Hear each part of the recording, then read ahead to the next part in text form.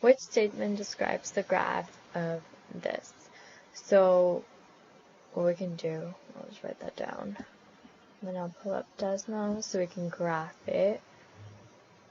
3 f of x is equals to negative 4x cubed minus 28x squared minus 32x plus 64. And that is our equation. There are two ways to solving this. The first one is putting it in or graphing it, or putting it into a graphic calculator. So we're just going to do that.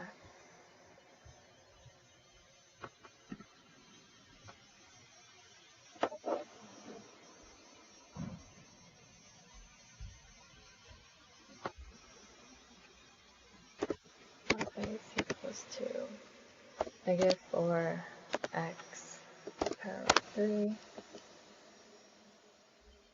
minus 28x to the power of 2. Sorry.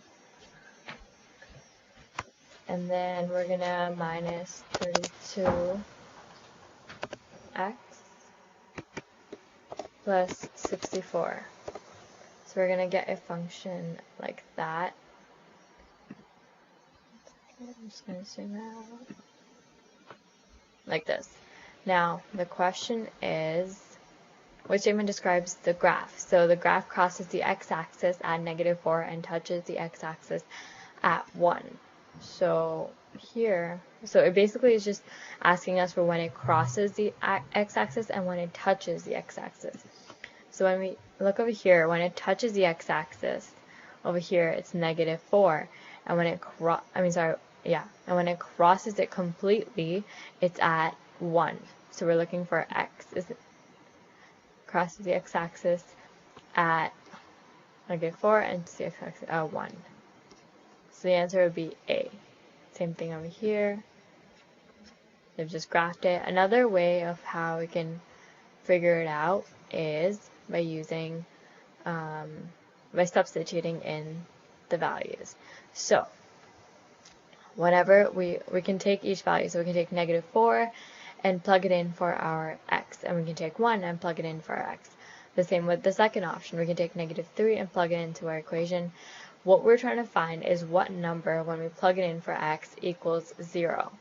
So for the graphing method is a lot easier because it tells us straight away, but we can also do substitution, and we'll start with the first option. So if we substitute, let's say 1 into the equation, we get negative 4 times 1 cubed minus 28 1 squared minus 32 times 1 plus 64.